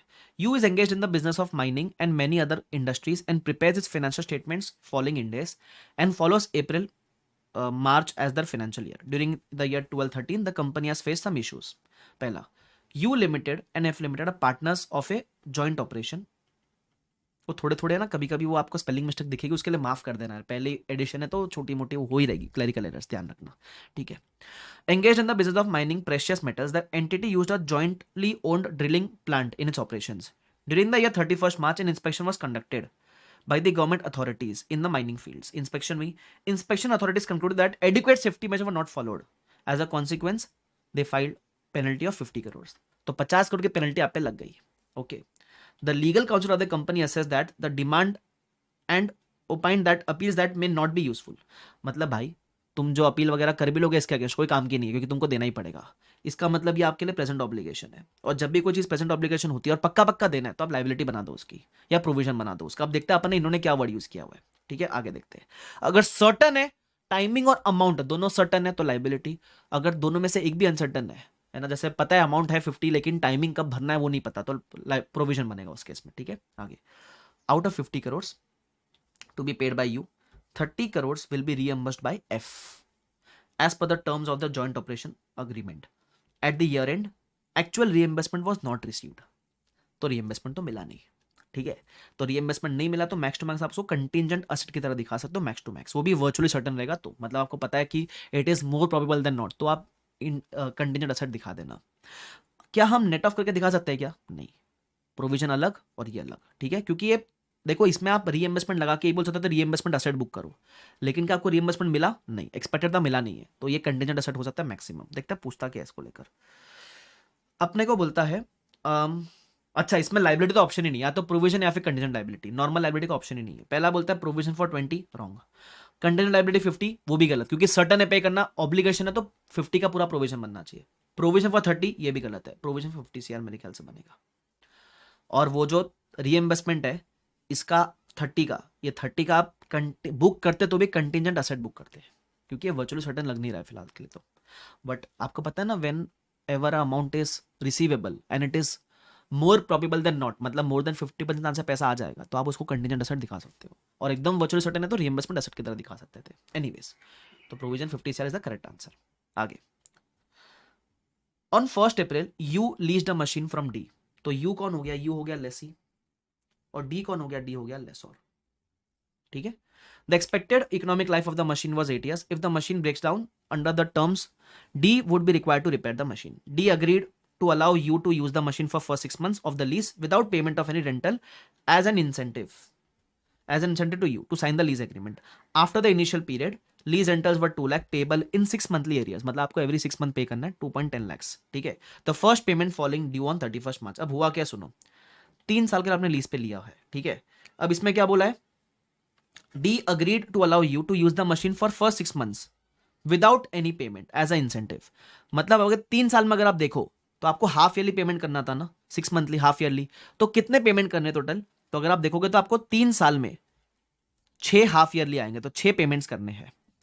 6 में से आपको एक उसने माफ कर दिया है, ठीक है, फर्स्ट वाला इज माफ, तो कितने पेमेंट करोगे आप? 5 पेमेंट करोगे, 5 × 2,10,000, बड़े टोटल पेमेंट कितना आएगा, टोटल पेमेंट जो भी आएगा, बट अपन तो जब अगर लेसी के बुक्स में पूछा है तो अपन क्या बुक करते हो, ROU to lease liability book करते हैं at present value of future lease payments जो भी है, ठीक है। The first payment following due on 31 March 13। अब पूछा गया एमसीक्यू इसका, ये देखना, calculate the current liability of lease machine from D, calculate the current liability. अब सबसे पहले of machine leased from D, ठीक है, तो किसके बुक्स में पूछ रहा है, अगर लाइबिलिटी पूछा तो लाइबिलिटी तो ये किसके बुक्स में पूछेगा, लाइबिलिटी पूछना चाहे तो ये सिर्फ और सिर्फ यू के बुक्स में पूछेगा, क्योंकि डी के लिए तो ये रिसीवेबल होगा ना, असेट होगा ये, ठीक है, तो यू के बुक्स में पूछा, यू तो लेस ही था। अब आपको एक बात बताऊं, ये पूरा एमसीक्यू गलत है, जहां से भी छापा है गलत छापा है। क्यों, अगर इनको ये पूछना होता करंट लाइबिलिटी, तो एक्चुअली करंट नहीं, इनको पूछना था लीज लाइबिलिटी कितनी है, हाँ लीज लाइबिलिटी का करंट पोर्शन कितना है वो पूछते तो अलग होता बात, बट ये निकालने के लिए आपको डिस्काउंटिंग फैक्टर चाहिए जो कि आपके पास अवेलेबल ही नहीं है।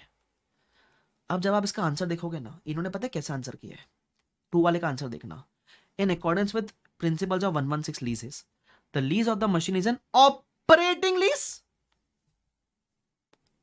मुझे एक बात बताओ, है ना, as the risk and reward remain with D, okay. अब ये ऑपरेटिंग फाइनेंस की बात तो डी के बुक्स में आती है ना, लेसर है वो, लेसी के लिए तो हम ऑपरेटिंग फाइनेंस कभी खेलते ही नहीं है ना, लेसी तो एक ही चीज बोलता है, ROU टू लीज लाइबिलिटी। अब आप ये बोल सकते हो शायद डी के बुक्स में पूछा होगा, अगर डी के बुक्स में पूछता तो उनको वर्ड यूज करना चाहिए था कि करंट असेट बताओ इन द बुक्स ऑफ डी, बराबर। तो ये एमसीक्यू ही गलत है, इसको मत पढ़ना, ये पूरा राम कथा आपने क्यों पढ़ा, ताकि बता सको गलत है, तुम समझे क्या। अगर मेरे को इसको ठीक भी करना हुआ, ये मुझे इसको ठीक भी करना हुआ तो कैसे ठीक कर सकता हूं, सुन लो, calculate the current asset from D नहीं in the books of D. अब आप कह सकते हो हाँ डी तो लेसोर है, लेसोर के लिए it can be operating, it can be finance. अब अगर इसके लिए ऑपरेटिंग लीज है, अगर इसके लिए ऑपरेटिंग लीज है तो फिर वो क्या करेगा, वो जो भी रेंटल्स है वो बुक करेगा directly in profit and loss, है ना।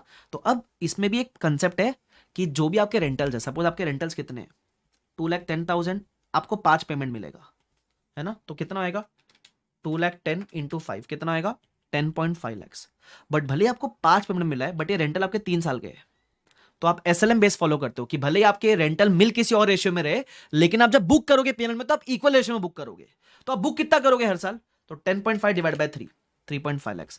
अब आप ध्यान से देखोगे ना, एकदम ध्यान से देखोगे तो वो क्या बोलता है कि आप जब एंट्री मारोगे कैश बैंक अकाउंट डेबिट, तो आप बोलोगे आपको मिला सिर्फ 2.1 lakhs उस साल में, बोला हुआ है ना कि आपको मिला सिर्फ 2.1 lakhs ही है, बराबर, लेकिन आपकी इनकम कितनी है एज पर SLM basis of lease rent 3.5 lakhs, तो बाकी आप एक डेबिट साइड में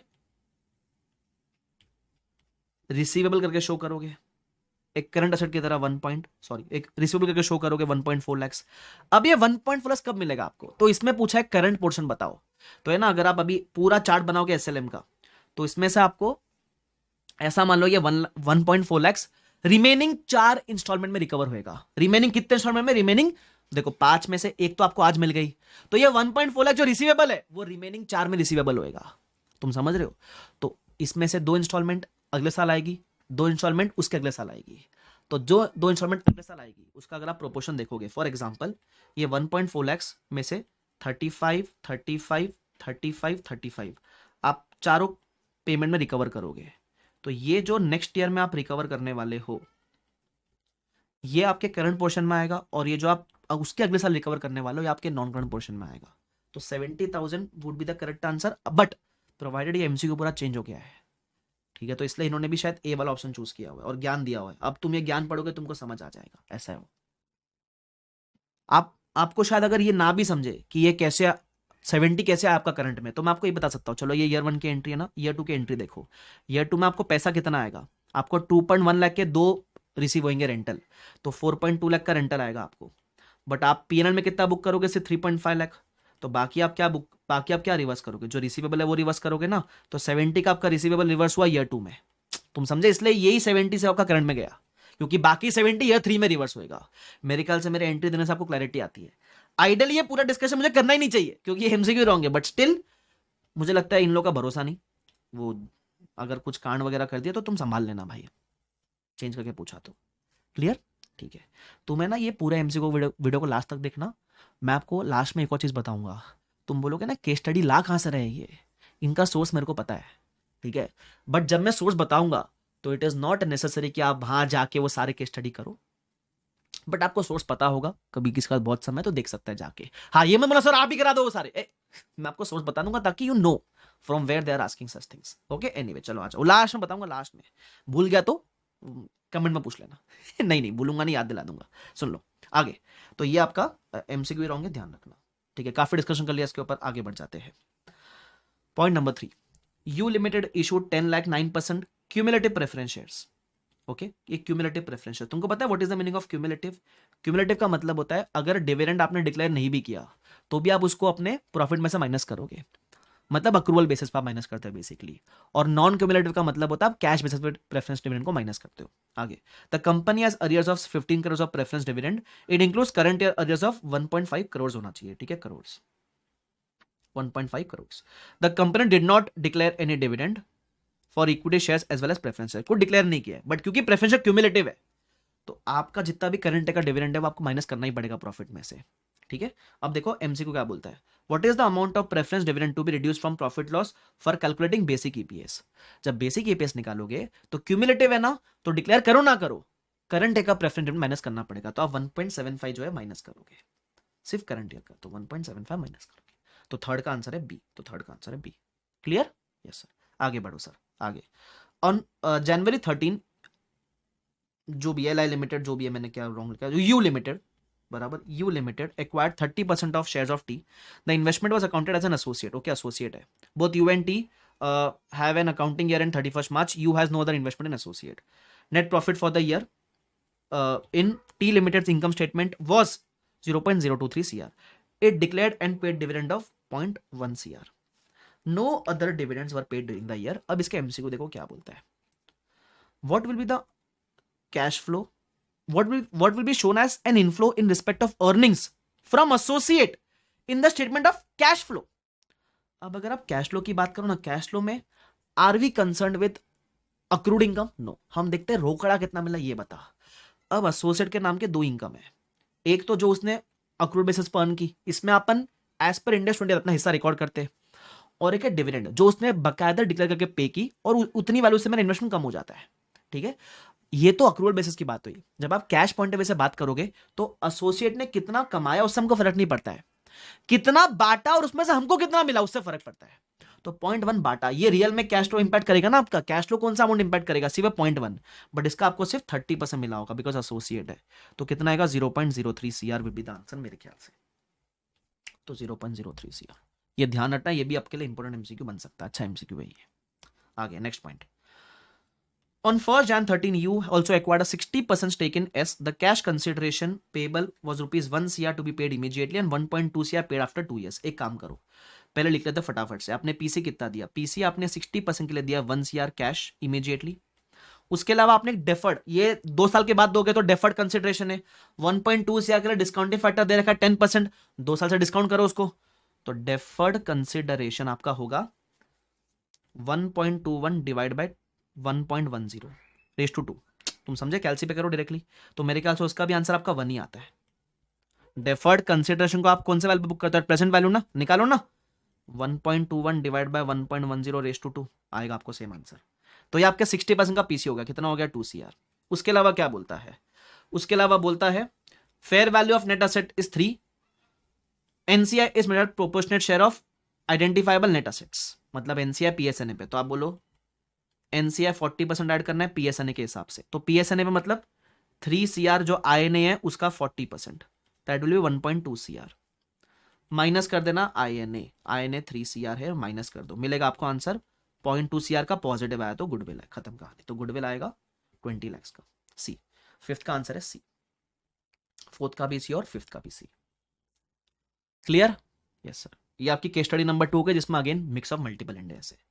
case study number 3 again MTP, वो जो May 24 जो भी है, March 24 May 24 जो बोलना है बोलो, उसके अंदर ये भी है, ठीक है, ये भी सिंपल, इतना कुछ है नहीं इसके अंदर। फटाफट से देखते हैं पहले क्वेश्चन कौन से। With respect to H, state whether error should be reported in the financial statements or now rectified. How many performance obligation with respect to contract is there and what is the amount of gain on sale of subsidiary. ठीक है, आगे देखते हैं। तो पहले ज्ञान दिया हुआ है कि मल्टीनेशनल कंपनी है, बहुत बड़ी कंपनी है, पैसा ही पैसा होगा, अंबानी वाली कंपनी है। ठीक है, आगे आओ, काम की बात करो ना सर, इतना फालतू ज्ञान देते ना, फालतू ज्ञान निकालेंगे तो क्वेश्चन बड़ा छोटा बनेगा। H is one of the recently acquired Indian subsidiary. It adopted Ind AS for first time in 31st March 14 with 1st April 12 as the date of transition. मतलब ये Ind AS 101 पे। तो बेसिकली होता क्या है, जब आपको जिस साल में Ind AS एप्लीकेबल हुआ, ये आपका करंट ईयर बन जाता है, फिर आप बनाते हो प्रीवियस ईयर, और जब आप पहली बार Ind AS लगा रहे हो तो आपको ओपनिंग बैलेंस शीट भी देनी होती है, that is a day one of previous year. तो अगर आप प्रीवियस ईयर का डे वन निकालोगे तो आएगा 1st April 12। सिंपल, ये तब समझेगा जब 101 पड़ा हुआ है। आगे, as a 31st March 12 the value of raw material was incorrectly reported due to an error. अब सिंपल सी बात है, जब एरर होता है तो कब का एरर है, क्या ये प्रीवियस ईयर का एरर है? नहीं, ये प्रीवियस ईयर के पहले का एरर है। तो प्रीवियस ईयर के पहले के जो एरर्स है वो आप ओपनिंग बैलेंस शीट में एडजस्ट करोगे, मतलब इस केस में डेट ऑफ ट्रांजेक्शन वाले बैलेंस शीट में एडजस्ट करोगे आप। अब यही पूछा हुआ आपको, with respect to H, state when the error, whether the error should be reported in Ind AS and now नहीं, how to rectify it, it should be how to rectify it. अब इसमें क्या बोला है, H shall report the impact as an correction for the year end 31st March 13। नहीं, ये तो नहीं लग रहा मुझे। The correction shall be reflected in the reconciliation 31st March 13 पे नहीं, 13-14 में नहीं। मैंने क्या बोला, 1st April 12 वाले बैलेंस शीट में एडजस्ट होएगा, तो मुझे डी आंसर लग रहा है। बराबर जाके चेक करोगे तो फर्स्ट का आंसर डी है, खत्म कहानी। क्लियर? अच्छा, सेकंड वाला, G is also an engage in software development. तो सॉफ्टवेयर डेवलपमेंट करता है। It enters into a contract with the customer to transfer a software licence, perform an installation service, provide unspecified software updates and technical supports online and telephone. क्या क्या दे रहा है, software licence दे रहा है, installation service दे रहा है, free में updates देगा और टेक्निकल सपोर्ट देगा। 4 चीजें दे रहा है। अब नॉर्मली क्या होता है, हमको ये देखना होता है कि ये सिंगल पीओ है, मतलब भले ही मल्टीपल गुड्स एंड सर्विस है, बट क्या ये कॉन्ट्रैक्ट के कॉन्टेक्स्ट में सिंगल है या मल्टीपल है। अब अगर ये एक दूसरे पे इंटरडिपेंडेंट नहीं है तो ये अलग अलग ऑब्लिगेशन माने जाएंगे, बट अगर ये सब एक दूसरे से इंटरडिपेंडेंट है तो ये सिंगल ऑब्लिगेशन होगा। उसके लिए आगे की इंफॉर्मेशन पढ़नी पड़ेगी। G sells the licence, installation and technical support separately. वो बोलता है कि ये नॉर्मली सेपरेटली बेचते हैं इन लोग। आगे, installation service includes changing the web screen for each type of user. Installation service is routinely perform by other entities, मतलब ये इंस्टॉलेशन आप किसी और से भी खरीद सकते थे। And does not significantly modify the software. The software remains functional without the updates and technical support. मतलब ये टेक्निकल सपोर्ट भी अलग से मिलता है, अपडेट्स भी अलग से मिलता है, सब अलग से मिलता है। तो ये सारे के सारे अलग अलग परफॉर्मेंस ऑब्लिगेशन है, मतलब इसके टोटल 4 परफॉर्मेंस ऑब्लिगेशन है। यही आपका एमसीक्यू है। There are how many performance obligation with respect to the contract. तो there are 4 performance obligations. Simple, मजा आ गया सर। तो ये 115 के ऊपर था सेकंड वाला पार्ट। थर्ड वाला part, G sells at 20% interest in wholly owned subsidy to outside investors for 100 lakhs in cash. अब आपने 20% बेचा of a wholly owned subsidiary, तो इसको बोलते हैं disposal without loss of control. Dispose तो किया लेकिन कंट्रोल नहीं किया। ठीक है, तो इस केस में क्या होता है, इस केस में आपका स्टेक कम होगा, एनसीए का स्टेक बढ़ेगा। कितने बेचा, 100 में। तो एंट्री पता है क्या कैसे बनती है, आप बोलते हो cash bank account debit 100 lakhs। उसके अलावा क्या बढ़ता है, क्योंकि आपने बेचा, आपका स्टेक कम, एनसीआई का स्टेक बढ़ेगा, 20% से एनसीआई बढ़ेगा। अब एनसीआई कैसे निकालोगे, तो एनसीआई कौन से कंपनी में, के अंदर है, सब्सिडरी में एनसीआई है, सब्सिडरी में 20% एनसीआई जनरेट हो रहा है। तो उस समय के की वैल्यू देखो, नेट असेट्स है 300 इंक्लूडिंग गुडविल ऑफ 65। तो अगर आपको एनसीआई की फेयर वैल्यू चाहिए तो किस कंपनी में एनसीआई है, ये जो के लिमिटेड सब्सिडरी में 20% एनसीआई जनरेट हो रहा है। किसी भी कंपनी का नेट एसेट और गुडविल जोड़ोगे तो उस कंपनी की फेयर वैल्यू मिल जाती है। ये जो वैल्यू है ये ऑलरेडी इंक्लूडिंग गुडविल है, ये ऑलरेडी इंक्लूडिंग गुडविल है। ठीक है, तो अगर आप 300 का 20% लोगे तो आपको एनसीआई की वैल्यू मिलेगी 60। ये सेम क्वेश्चन आपके क्वेश्चन बैंक में भी कराया भी है क्लास के अंदर मैंने।